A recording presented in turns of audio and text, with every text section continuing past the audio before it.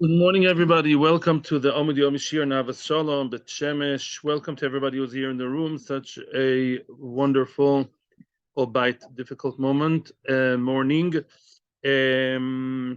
we win this war. Bezos Hashem Bezchus the Torah.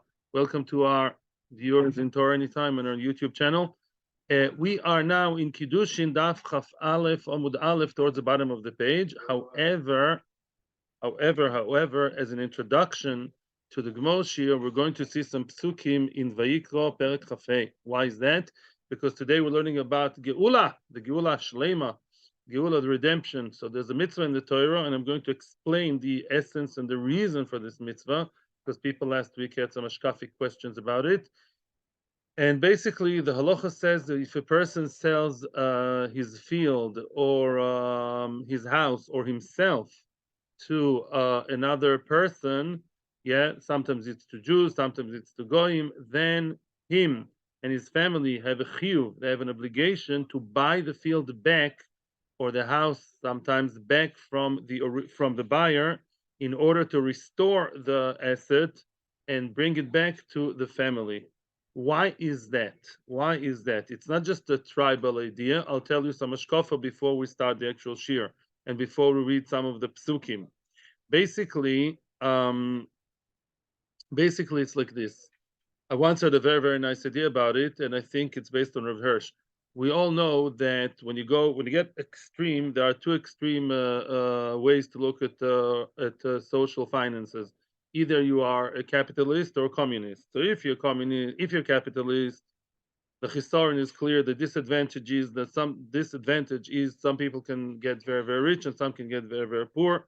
If it's not socialist at all, then some people end, in a cycle of poverty, and that's very sad. However, when it's communist, communism has its very clear whatever disadvantages too. So what does the Torah say? The Torah says, play the game. For 49 years, you can buy fields and sell fields and do whatever you want. Once every 50 years, then the game is over, and we again balance everything. Everybody gets back their cards, their assets, and then you have a second chance. So even if you sold your field and you did not get a chance to buy the field back, you'll not end up poor, because the field that you or your brother or your father sold will get back to you, to your family, and therefore there is no endless cycle of poverty. In other words, everyone gets a second chance every 50 years. That's the idea in general. Now, a second question that was asked, and therefore, when people were asking last week, what do you mean? It's my field, so why is it in my field that I bought should be redeemed? The answer is, the Torah says, Kili ha'oretz. The land does belong to you. We're so entrenched into the capitalist, rat race kind of mindset that we don't realize that my house can be bought back. Yes, it can. People can force you to sell back the house you bought because everything you buy is really on a lease. That's the idea. Except for Batei Arei Choimo, which we saw that after 1 year, they will stay yours forever. Or if you're a Levi, that's a different story. But generally speaking, if you buy a house, you know in advance that it's always on a lease. That's where it is. It's that simple. It all belongs to Hashem. And he decides if it's going to belong to Reuven or to Shimon. Not your house. No, it's not. Sorry, face it. Now, another concept that was mentioned was relatives. Yes, relatives have to take care of their relative, meaning if a brother sold his field to someone because he was very poor, then his brothers either have a chiyuv or a mitzvah to buy the field back, but they will own it. They will own it. Elamai. We say instead of buying a new fancy car or a new yacht, buy yourselves the land that your brother sold, and this way you'll bring it back to the family even before the oivel. One more point we have to deal with before we read the psukim. Somebody corrected me last week, and usually I stand corrected and I admit my mistakes. This time I'm sorry, but I was right, because sadly so, sadly so. I'm playing the Onov. I saw the Rambam, and the Rambam says clearly that when he talks about borrowing or when a person, we had an issue last week about if a person can actually redeem the field by loive v'goyel v'goyel chatzoin. Can he borrow money in order to redeem the field, right? Or can he redeem half the field, right? So people told me last week on behalf of one commentator or something that it's both together. It's loive v'goyel, in order to redeem half the field. That's not true.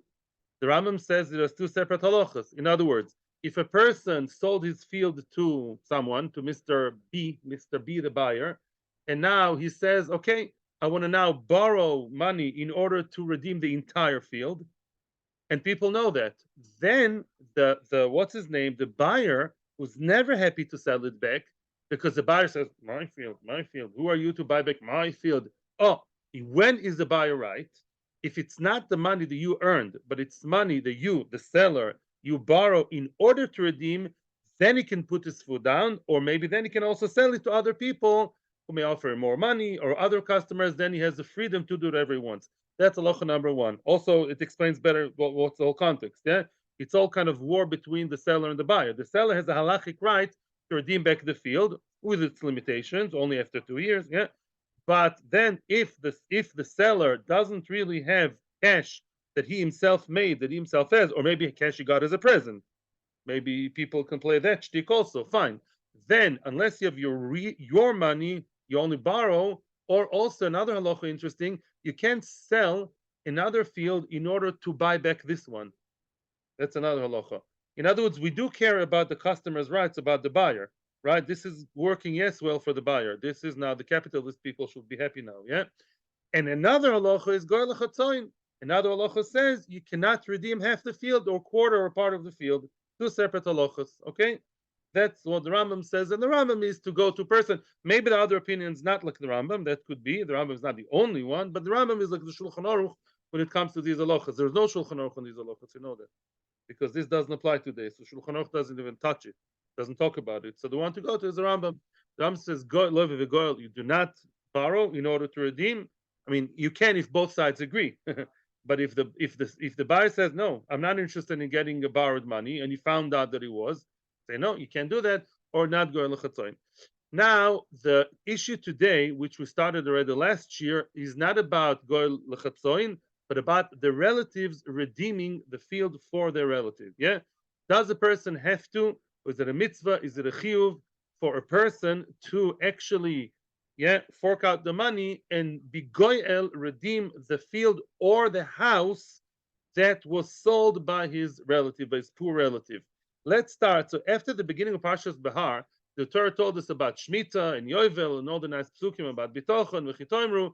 Let's look now at a few psukim, not all of them, but a few of them. And this is important to get this straight. Pasuk Chavdalid. Pasuk Chavdalid. U'b'chol eretz achuzaschem geula titnu la'oretz. This pasuk we're going to see today a few times. The pasuk says, in the entire land of your achuza, the land of your assets, of your inheritance, geula titnu la'oretz. Some kind of general pasuk after we already spoke about all kinds of, kinyan, mechira, geula, gives like a general pasuk, b'chol eretz achuzaschem. Okay, very nice. Now, Chavhei, continue the next pasuk. If your brother gets poor, impoverishes, he sells from his field, the goal is mimkar ochiv. Yeah, what's mocher machuzosoi? Sde achuza. Have one box in your mind. I don't think this even deserves a chart. The first open window in your mind is sde achuza. What's the achuza? It's a regular field. You sold a field in achuza. Now the goyel comes, and what does he do? The relative has to, or preferably has to redeem it from the buyer. Now, what is the achuza? Regular field. When can you redeem that? When is that true? When can you start redeeming this achuza?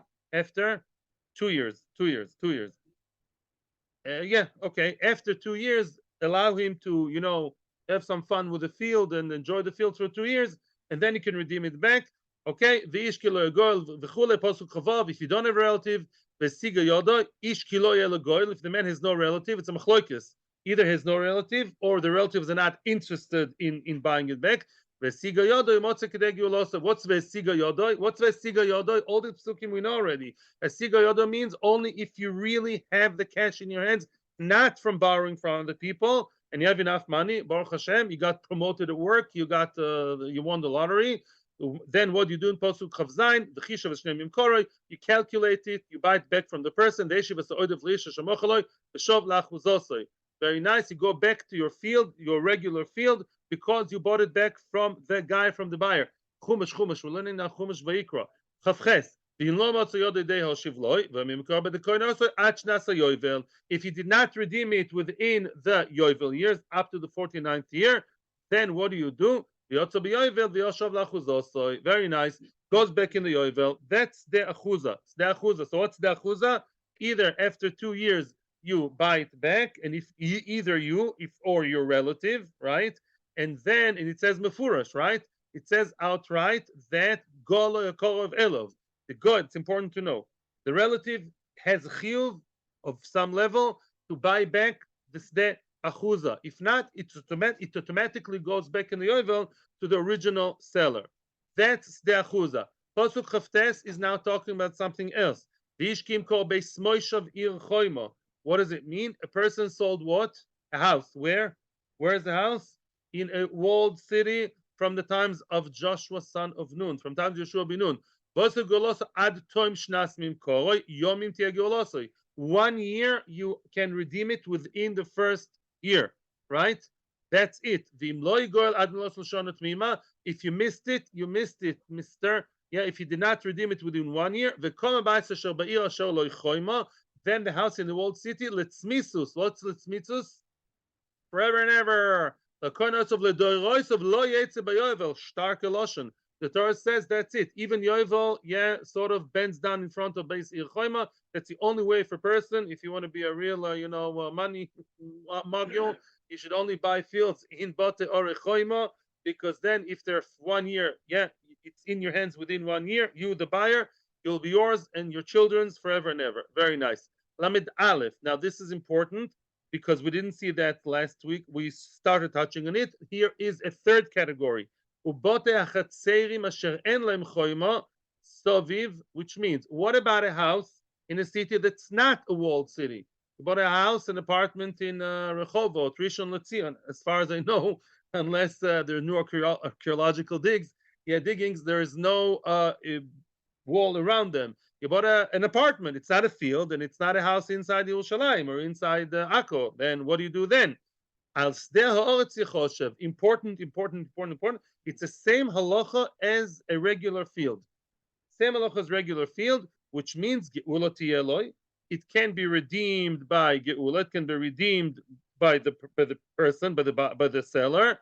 And if it didn't redeem, it goes out by yovel. Very nice. Which means, by the way, there's one difference though. It's not connected to our sugya. You better know that the house outside the walls, right, is like the field, meaning it does go back in yovel to the seller, or preferably even before, can be redeemed by him. However, there's an advantage there that you can even redeem it whenever you want. You can redeem it even the first or second year. Within the first 2 years, you may redeem it back, which makes sense because it's not agricultural. The idea of allowing the buyer, to have it for 2 years is only by field. Allow me to have at least one nice cycle, which takes about 2 years to sow the field, to plow, to sow the wheat, to reap the benefits. Mashenket in an apartment. No, I can come to you, I don't know, a week later and say, no, I'm buying the house in Rishon LeZion back from you. Okay, we're skipping on purpose the Levim. That's another, excuse my language, headache, which we're not going into right now. And then Ribis also, and then, okay. And then let's go now to Posuk Memzain. Posuk Memzain. Up until now, what did we speak about? 3 different things. We spoke about a regular field, definitely has to be redeemed by relatives. We spoke about a house inside the Bota or Rechoima. It does not say by Bota or Rechoima that the relative redeems it. It says you can redeem it within 1 year.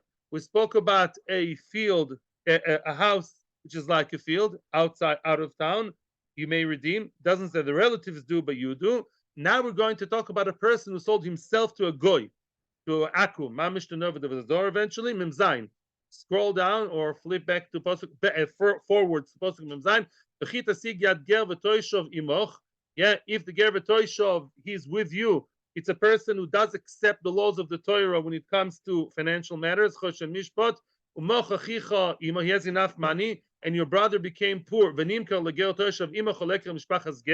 He was sold and he deteriorated down even to acre. What's acre? The base of a desoro. He was sold mamish to the whatever Harakishka's house, and he's now whatever managing the electricity and plumbing over there. Once he was sold, he should be redeemed. One of his relatives should redeem him. Again, here it's mefurash that the relatives have to redeem. This is now giving us over. This is I never told you before. Is actually prioritizing. It's telling us either a brother, if not an uncle, if not a cousin, I'm not going to all the details. That's in different masechtas, but there is some kind of order here. Yeah, the chiyuv falls first on the brother, then the uncle, then the cousin, then other people. Or he himself, if he is rich enough, he all of a sudden hit the jackpot and got I don't know, the lottery or big inheritance. He can now pay himself back from the goy. Benigal, nigal is other people not related to him. They also have the chiyuv. Then you calculate with the guy, etc. I'm not going now all the details, but we spoke about it. Either the person himself, his relatives, or he goes out b'yovel from the guy. But sheish shonim, according to halacha, is not something that plays a role by God. It's a machloikes, but that's not the halacha. So now, what we care about right now, so we saw the four things. Yeah, there is a regular sodeh. There is a base ir choima, the house in the walled city, house outside the walled city, and a person sold to a goy. Only 2 out of the 4, the Torah says mefurash, the relatives have to redeem. That is the sodeh.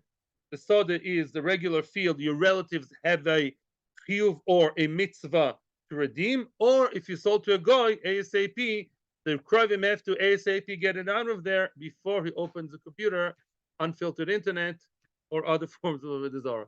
Okay, that is the story of the Torah. Now we are ready to see what goes on in the Gemara. Chaf Aleph, Amud Aleph. So we really pretty much in the middle of a sugya. We are at the end of the narrow lines, beginning of the wide lines. Chaf Aleph, Amud Aleph. Amri leRabbanon. So we do have to summarize what we saw on Thursday. The question was, is there or isn't there a mitzvah for relatives to be goyel, to redeem the base orei choima? It doesn't say it in the Torah. As we just saw now, the Torah says you may redeem back within 1 year your house in Akko, let's say, from the buyer. Okay, very nice. It doesn't say that the same applies to relatives. We don't know. The question was, do we have Gzera Shava, Geula to Geulosoi, from where? From the field. By the field, clearly it says relatives have to redeem. By the house, it doesn't.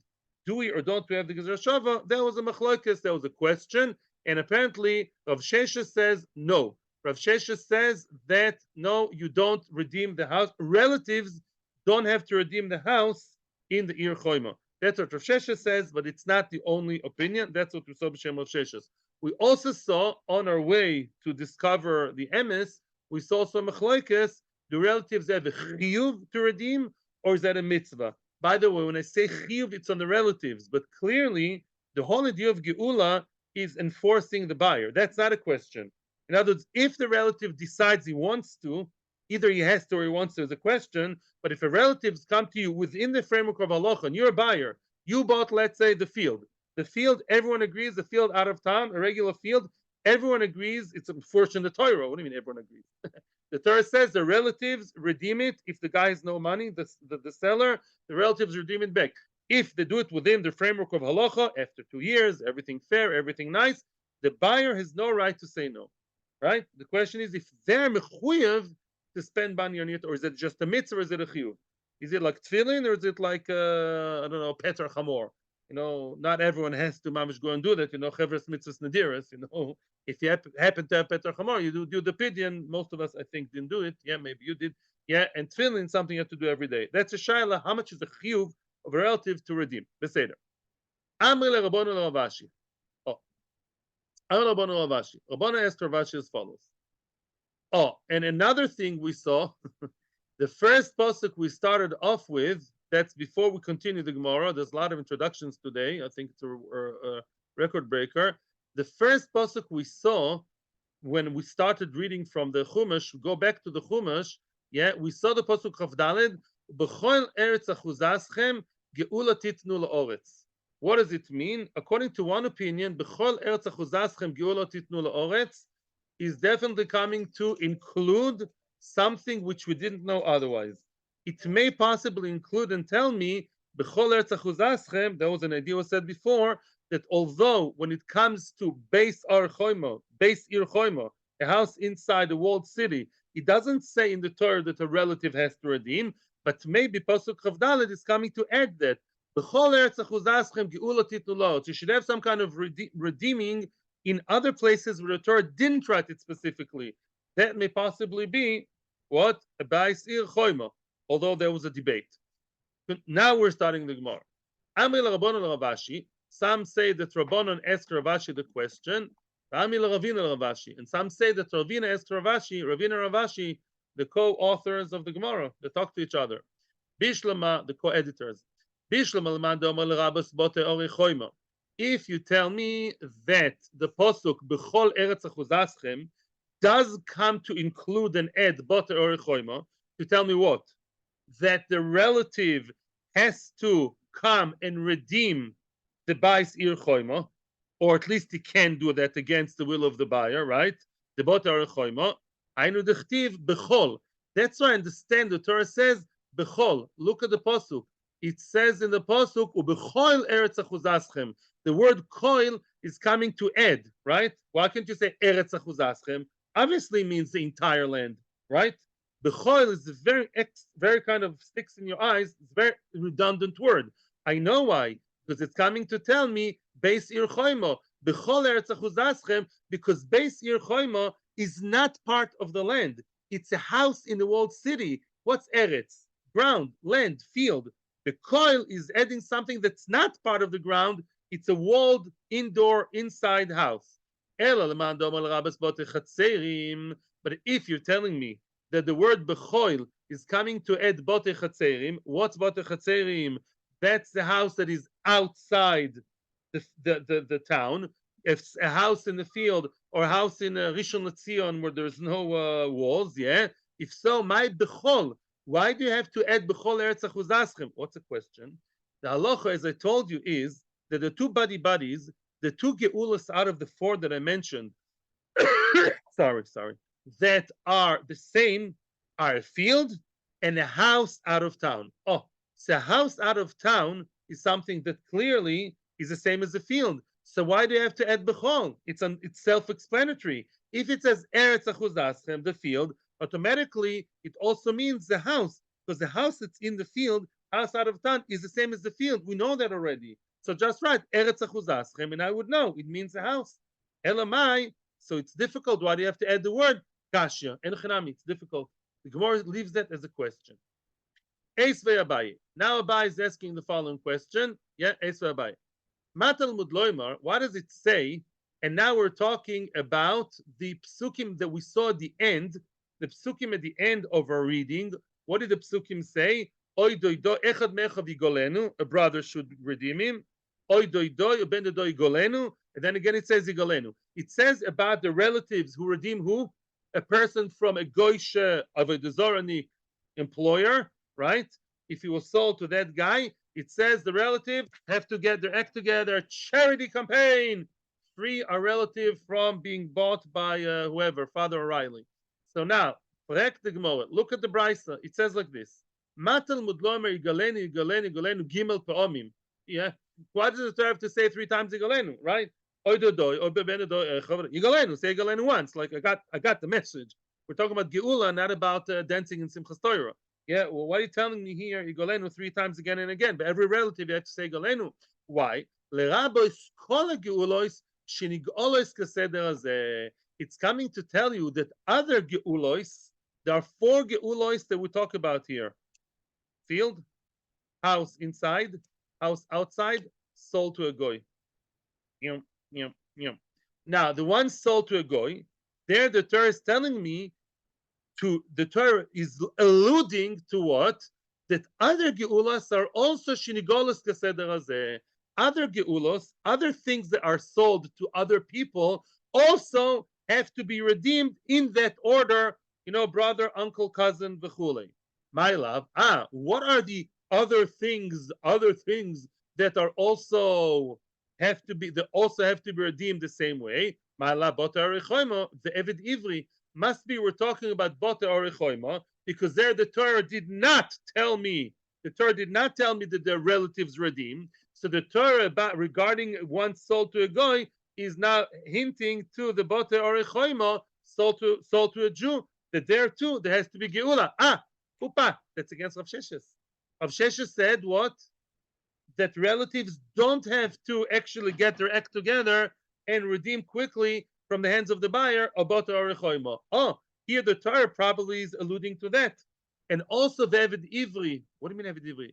This is about Eved Ivri. No. Says Rashi, Eved Ivri sold to a Jew.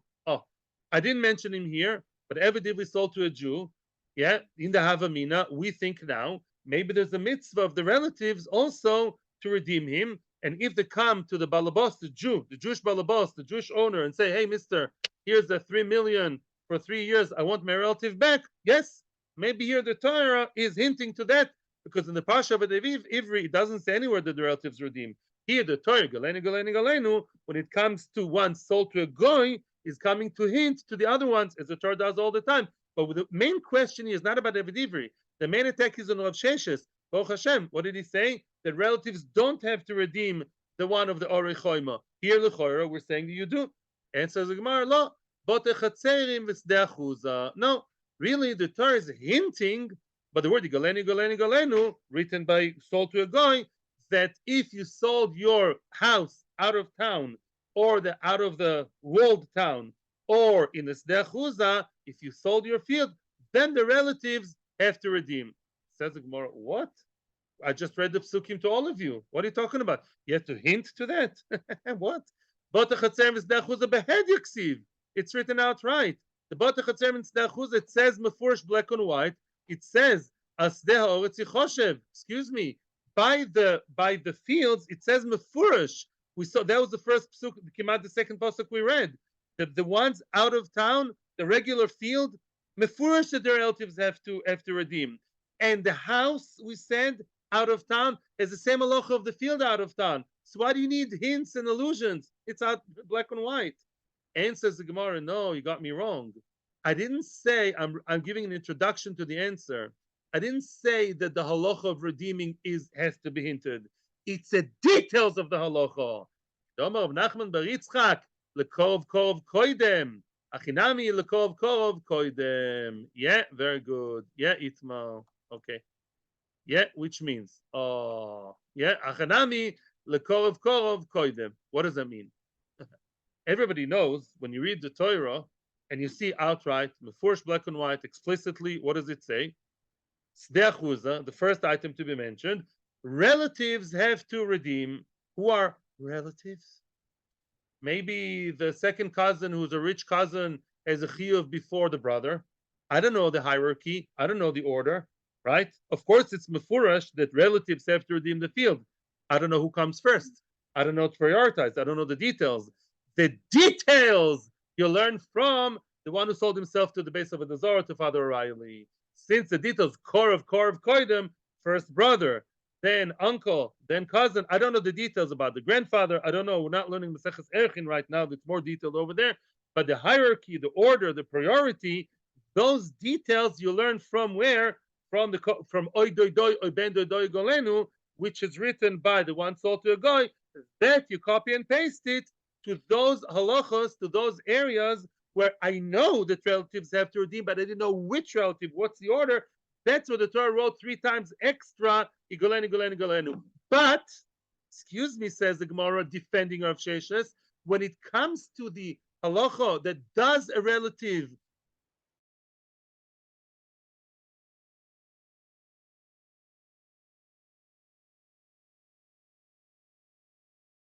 okay, yes, fine, excuse me. Okay, I'm sorry, there was a zooming thing. Okay. So the Bate Rechoima and the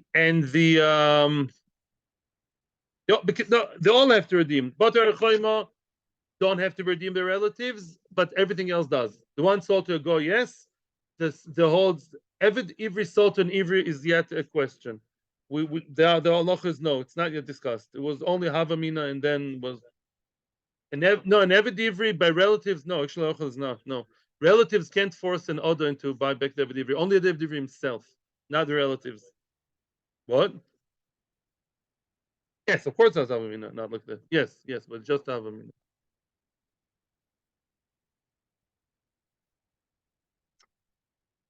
Excuse me. Oh,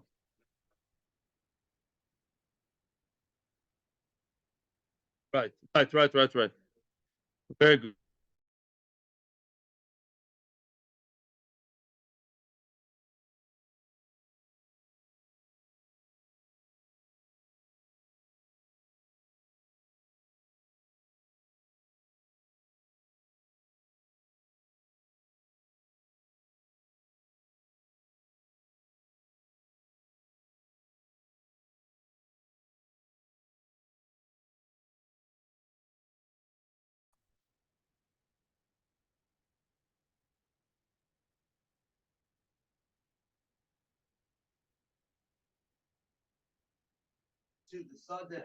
Chiyuv is a machlokes of B'shir Nobeleza.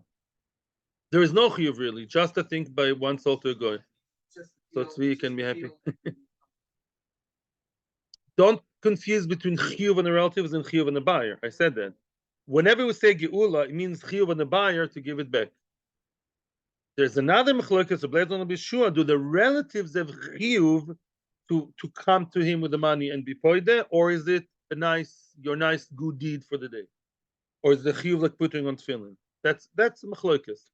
As far as I know, there's no chiyuv except for by a goy. By sold to a goy, then it's mechuyev. No field. I don't think the relatives are mechuyev to redeem the field of the friend of their relative. I don't think so. I think we're passing Kubezer in there. Let me check. Reshus. Yeah.